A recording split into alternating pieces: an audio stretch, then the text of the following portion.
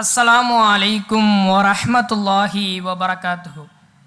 இங்கே குழுமி இருக்கிற நம் அனைவரும் மீதும் ஏக இறைவனின் சாந்தியும் சமாதானமும் என்றென்றும் என்று நிலவட்டுமாக என்ற பிரார்த்தனையோடு, மேலும் இந்த இடத்தில் இந்த தருணத்தில் எப்படி இறைவன் என்னையும் உங்களையும் ஒன்று சேர்த்தானோ அதுபோன்று நாளை மறுமையில் ஜன்னத்தில் ஃபிர்தௌஸிலும் குறிப்பாக நபிகள் நாயகம் ஸல்லல்லாஹு அலைஹி வஸல்லம் அவர்களோடும் அவர்களுடைய தோழர்களோடும் சஹாபாக்களோடும் சஹாபிய பெண்மணிகளோடும் நம் அனைவரையும் ஒன்று சேர்க்க வேண்டும் என்கிற பிரார்த்தனையோடு என்னுடைய சிறிய உரையை நான் ஆரம்பம் செய்கின்றேன்.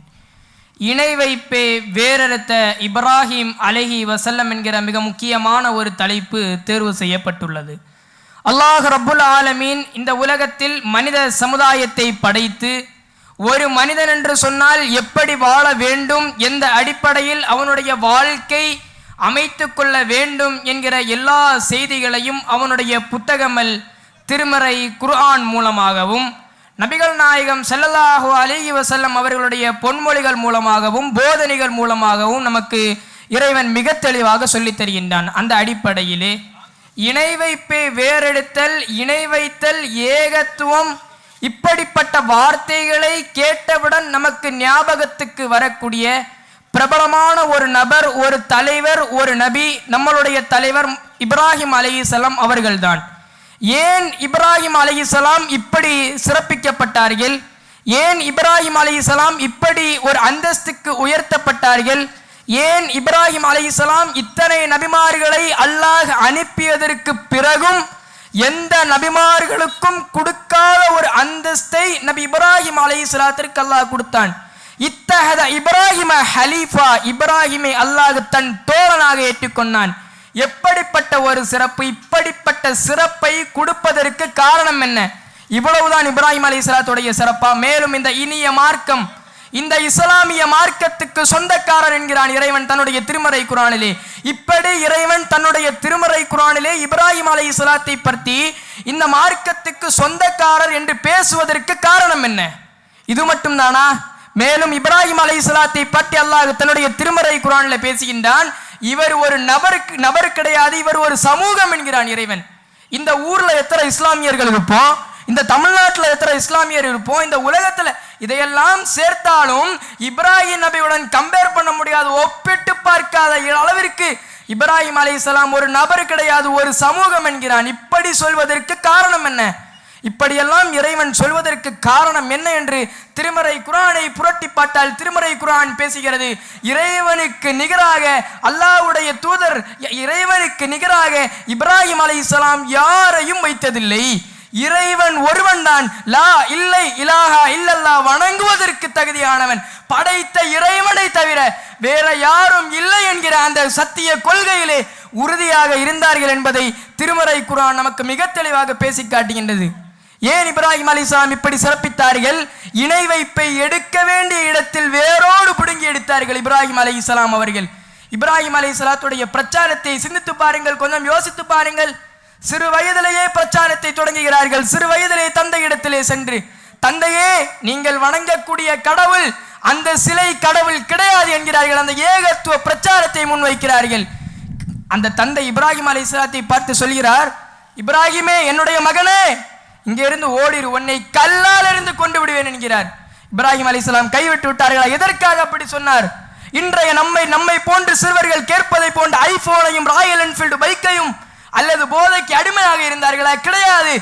ஏகத்துவ பிரச்சாரத்தை முன்வைத்தார்கள். அதன் காரணமாக இப்ராஹிம் அலைஹிஸ்ஸலாத்தை பார்த்து தந்தை சொல்கிறார், மகனே ஓடிவிடு, கல்லால் இருந்து கொண்டு விடுவேன் என்கிறார். எப்படிப்பட்ட சோதனை! அந்த நேரத்தில் இப்ராஹிம் அலைஹிஸ்ஸலாம் கைவிட்டு விட்டார்களா? கிடையாது. ஊர் மக்கள் எல்லாம் ஊர்வலத்துக்கு செல்கிறார். இதெல்லாம் நாம் தெரிந்த செய்தி தான். என்னாலும் ஒரு முறை ஞாபகத்திற்கு கொண்டு வர வேண்டும். ஊர் மக்கள் எல்லாம் ஊர்வலத்துக்காக செல்கிறார்கள். இப்ராஹிம் அலைஹிஸ்ஸலாம் அவர்களை அழைக்கிறார்கள். இப்ராஹிம் அலைஹிஸ்ஸலாம் மறுக்கிறார்கள். நான் ஒரு நோயாளி என்று இப்ராஹிம் அலைஹிஸ்ஸலாம் பொய் சொல்கிறார்கள்.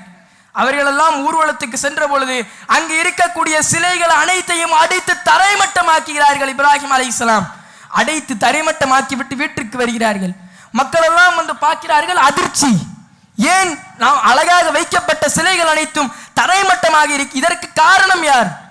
இந்த ஊரிலே மிஞ்சி இருப்பவர் இப்ராஹிம் அலைஹிஸ்ஸலாம் மட்டும்தான். இதற்கு காரணம் யார் என்று கேட்கப்படுகிறது. அப்பொழுது இப்ராஹிம் அலைஹிஸ்ஸலாத்தை பற்றி அனைவரும் பேசுகிறார்கள். ஊர் மக்கள், தந்தை அனைவரும் சொல்கிறார்கள், இந்த வேலையை செய்தவர் வேற யாரும் கிடையாது, இப்ராஹிம் அலைஹிஸ்ஸலாம், இப்ராஹிம் தான் இந்த வேலையை செய்தவர், அவரை தவிர வேற யாரும் கிடையாது, அவரை அழைத்து விட்டு வாருங்கள் என்று இப்ராஹிம் அலைஹிஸ்ஸலாத்தை அழைத்து கொண்டு வரப்படுகிறது.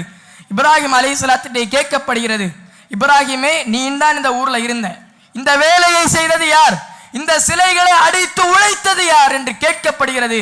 இப்ராஹிம் அலைஹிஸ்ஸலாம் மிக தெளிவாக சிறுவர்களுக்கு புரியும் வகையில், முதியவர்களுக்கு புரியும் வகையில் எப்படி ஏகத்துவத்தை எடுத்து வைக்கிறார்கள் என்பதை யோசித்து பாருங்கள். அந்த இடத்துல சொல்றாங்க, இதோ இருக்கிறதல்லவா உன்னுடைய கடவுள், அந்த பெரிய சிலை, அந்த இடத்திலே சென்று கேளு, எப்படிப்பட்ட ஒரு ஏகத்துவம், இதன் காரணத்தினால் நெருப்பு குண்டிலே வீசப்பட்டார்களா இல்லையா இப்ராஹிம் அலைஹிஸ்ஸலாம், அந்த நேரத்திலும் கைவிட்டு விட்டார்களா? ஆனால் இன்றைக்கு குடும்பத்தில் உள்ள வரதட்சணை கல்யாணத்திற்காக அழைத்தால் அங்கே செல்லவில்லை என்று சொன்னால் நாளை அவனுடைய மூஞ்ச பார்த்து என்னால பேச முடியாது, என்ன பகைத்திருவார் என்பதற்காக இறைவனுடைய மார்க்கத்தை மறந்து இருக்கிறோமா? இதை பெற்ற இறைவன் நாளை நம்மிடத்திலே கேள்வியை கேட்டால் என்ன பதிலை சொல்லி இருக்கிறோம் என்பதை ஒரு நிமிடம் நாம் சிந்தித்து பார்க்க கடமைப்பட்டவர்களாக இருக்கிறோம். முக்கியமாக இன்றைக்கு தமிழக சூழல் எப்படி இருக்கிறது என்று சொன்னால், முஸ்லிம்கள் என்று சொன்னாலேயே இணை வைப்பு அடையாளமாக எந்த இப்ராஹிம் அலைஹிஸ்ஸலாம் அவர்கள் இணை வைப்பை வேறெடுத்து ஒதுக்கினார்களோ, அதே இப்ராஹிம் அலைஹிஸ்ஸலாம் அவர்களின் சமூகத்தில் வாழக்கூடிய முஸ்லிம்களாலேயே இந்த இணை வைப்பு பெரும் பாவம் என்று தெரிந்ததற்கு பிறகும் சர்வ சாதாரணமாக செய்யப்படுகிறது என்று சொன்னால் அதற்கு எதிராக நாம் கொந்தளித்து எழ வேண்டாமா? நம்மளுடைய பிரச்சாரத்தை முன்வைக்க வேண்டாமா? இறைவன் நாளை நம்மிடத்திலே இதை பற்றி கேள்வி கேட்டால் நாம் என்ன சொல்ல இருக்கிறோம் என்பதை ஒரு கணம் நாம் யோசிக்க வேண்டும். வெறுமனையே இந்த பிரச்சாரம் என்று சொல்லக்கூடியது இந்த பொதுகோட்டத்தோடு நின்றுவிடக் கூடாது.